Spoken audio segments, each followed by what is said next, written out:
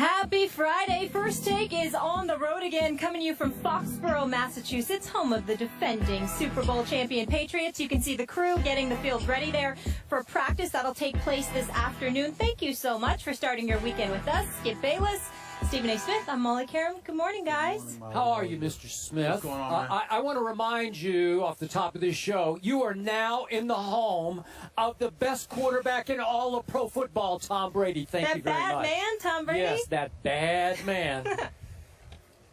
No comment? He's the reigning Super Bowl champion. I'll give you this day to talk your smack. It's all right.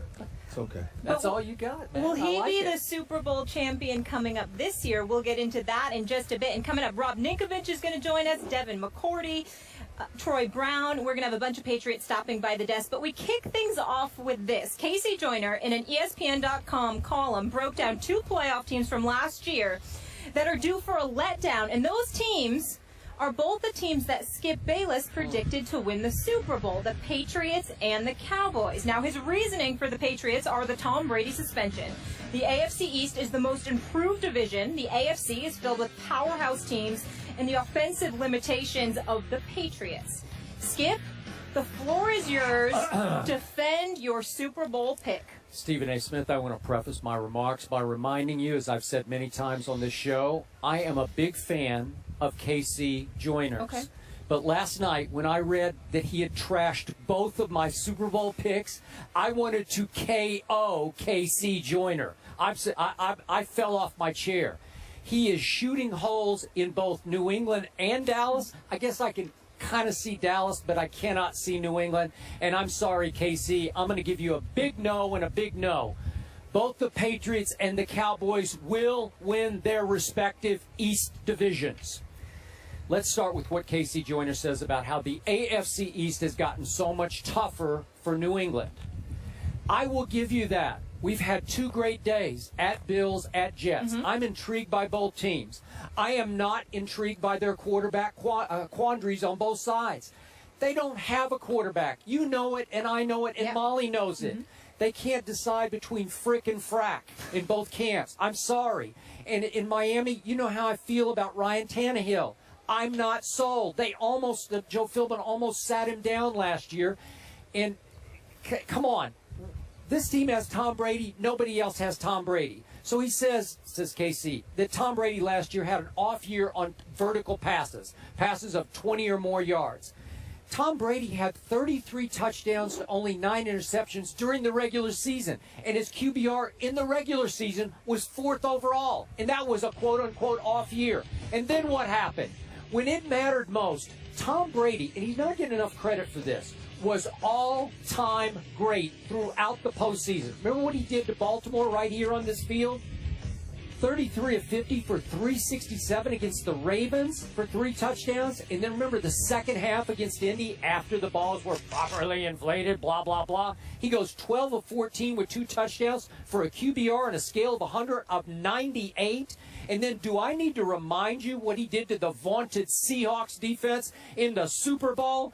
37 of 50 for 74% and a QBR of 86. And in the fourth quarter, he goes 13 of 15. Are you kidding me? For a QBR of 97? I'm sorry. Not only is Tom Brady poised to have another great year, but if he is suspended for however many games it is, you know and I know he's going to come back with a 2007-style vengeance and take it out on the rest of the East and the rest of the NFL. And in the end, Casey says, well, he didn't have much run game last year. He didn't need much run game. He had Gronk. And he still has LeGarrette Blount, who dominated the playoffs 2 years ago. And Jonas Gray is still somewhere in the doghouse back there. He had a couple games. He had that one Sunday night game at Indy for 201 and 4 touchdowns. And I realize the defense without Revis and Browner can't be quite as good. But you know what? It will be plenty good enough to make it back to the Super Bowl. Thank you very much, Mr. Joyner. Well, first of all, they didn't do what they did on this football field. It's over there I was inside the to stadium. the big one. That's number one. Yes. Number two,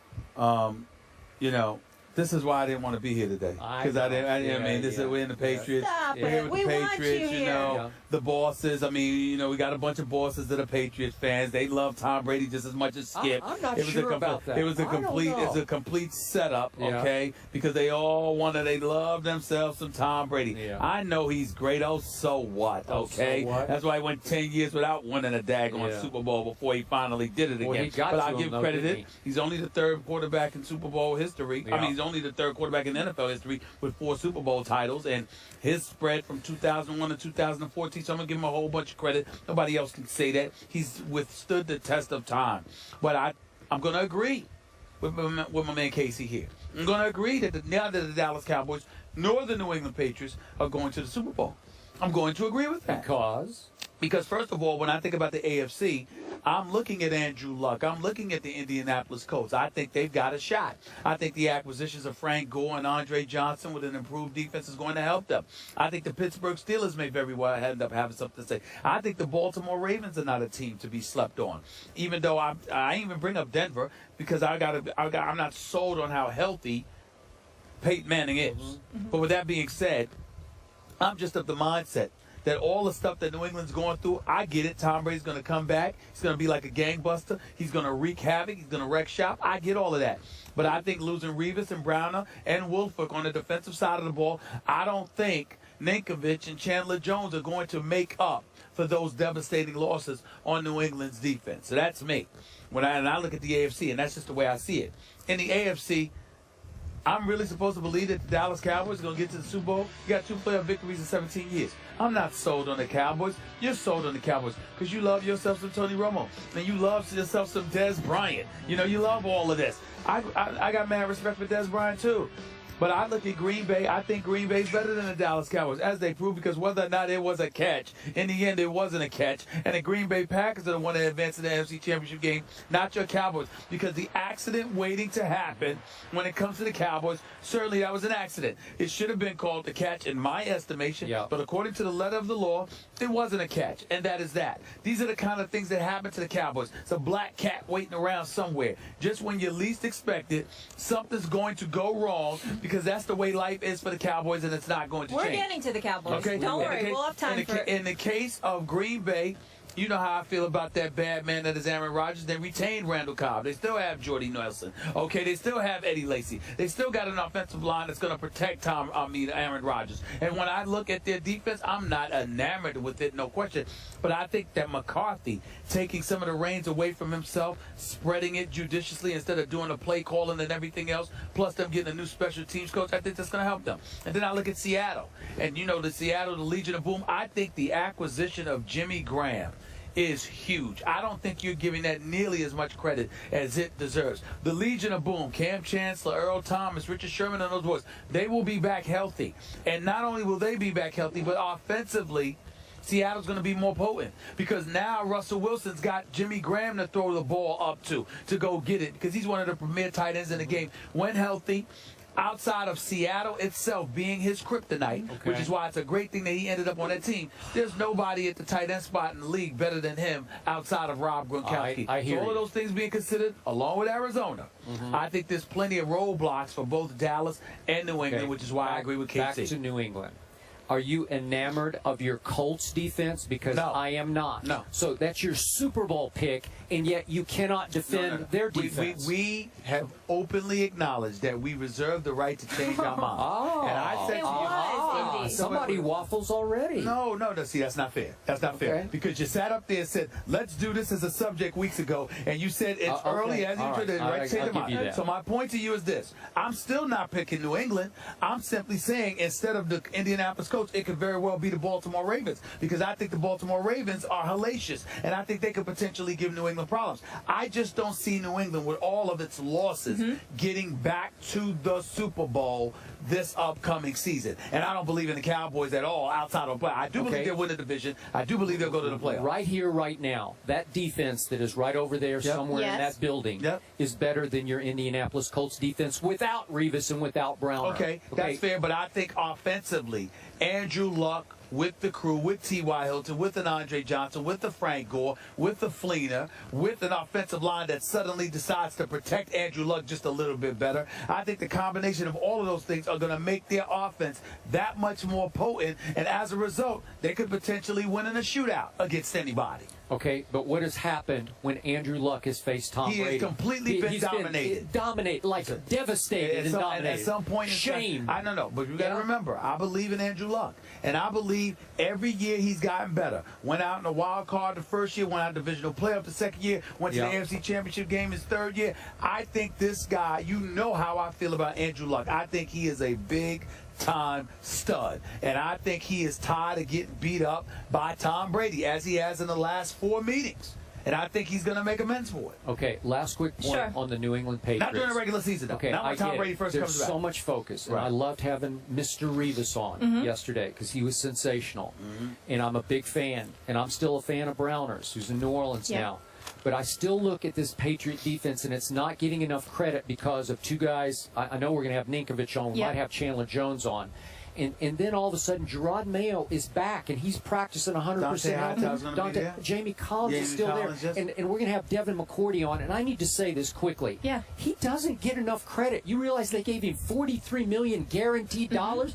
He gets no shine here because there are no superstars in New England. Nobody talks about a Devin McCourty who made the Pro Bowl at corner and has made it at safety. He's a big-time player, but there's no spotlight on him because he didn't have much to say. I hope he has a lot to say on this show because he deserves to say a lot and have more of a spotlight on him. He deserves it. You're absolutely right about it. I'm very fond of him, okay? By the way, when they filled in on First Take, if I remember correctly, I think they did a hell of a job, him and his brother. So they were a lot of fun.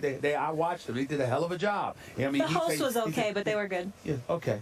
We'll go with that. Who was the host? I didn't know. That was me. I don't recall, Molly. I don't guess so that's why it was such a good show. Of course we know it was good. But the point is that I know he deserves a lot of credit. And individually, I know Ninkovich can play, Chandler Jones can play. I just don't think it's a coincidence that the first time you won a Super Bowl in a decade is when you had Darrelle Revis up in this piece, along with a guy like Browner. I don't believe it, and I just think that somehow, the Patriots are going to the playoffs. They'll be an elite team, but I think they'll fall before a berth in the Super Bowl. Well, we will have Ninkovich and McCourty up in this piece, and we'll ask them about all these questions, right? Get into all the defense. As for Vegas, they have, I guess, both of your picks. We know Indy isn't a solid locked one for you, but the Patriots and Indy as co-favorites to win it all this season. But we need to move on to your count. Just a year older, just a year smarter, and not a rookie anymore. So, I've kind of gone through, the ringer in a year and got to see everything. And now it's just, like I said, just coming out here and getting better. It's not as much pressure, it's not as much hype. It's just another guy on the team, and now I can just come out and play and do my game and really get to learn, because that's what I needed to do. I just needed to learn, be patient with this, and the thing that I'm kind of struggling with now a little bit is just don't be too hard on myself. There's going to be some aches and bumps here, but when we go in the afternoon, we're learning a lot from what's happening on the field, which is a great thing. Football right now is my life, and football is what I'm doing and focusing on, 95% of the time. So, there is a little bit of a life out of here whenever we get out from 8 to 10 or whatever it is, but off field is off field, and for right now, football is my life, and I'm trying to make the most of it. All right, before we react to Johnny here, Stephen A., let's just clarify our Chris Carter conversation there quickly. Well, I thought you were talking about Alden Smith telling Chris Carter. No. That I didn't know you were talking about Chris Carter. That's that once he got cut, he got his act together, his football career back. So like you guys were saying, hopefully that should be the case. When I said he lied, I was talking about Alden Smith, not Chris Carter. Yes. Okay, we're all good. How about Johnny? Listen, again, last time I saw Johnny was during the NBA Finals, Skip. I like where his head is at. There's a commitment to excellence. He was embarrassed by his performance last year, and he's highly competitive, and he wants to be there. He wants to be there for himself. He wants to be there for his teammates, and that's the beauty of professional sports, even to a greater degree than college. There are grown men that you're playing with. They're getting paid. This is their livelihood. They got families to take care of, families to feed, mortgages to pay. And when you let yourself down, in the process, you let them down. And I think that hit home with Johnny more so than at any time in his life. And I think he's going to be ready. I mean, if he's not good enough, he's not good enough. Yep. But it won't be for a lack of effort or a lack of commitment. Obviously, Johnny got help in the offseason. And God bless him. God bless him I for hope that. it takes. I hope it holds. I hope it continues. But he is being a model citizen. He's finally doing it the right way. This is my personal wish for Johnny. I hope this expedites somebody trading for him before the regular season starts so that he can get a fresh start with a better organization than the Cleveland Browns. That's my wish for him. Well, it's just going to be interesting to see what he does, because if he's able to succeed on any level in Cleveland, that's going to speak volumes for him down the road elsewhere, because we know that Cleveland is a relatively dysfunctional situation, you know, with management and with Mike Pettin. Even though he can coach, it's just a dysfunctional situation in terms of player communication.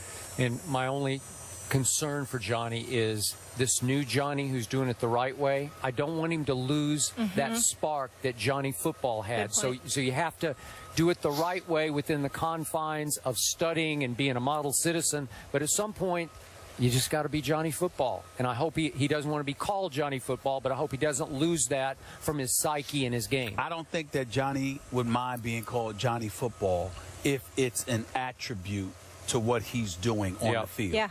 It's just that he doesn't want to be outside Johnny stuff. called Johnny football right now, because he knows he doesn't deserve it. Yeah. He knows he doesn't deserve it, but he will. It appears he has his head on straight there, and we hope it works out for him. But we're at Patriots camp, and up next, Rob Ninkovich is going to join us. Early in the show, we talked about the question marks on the Patriots defense. They lost some key guys like Vince Wilfork. How will they adapt? We'll get into all that on the other side of the break. First take from Foxborough, Massachusetts.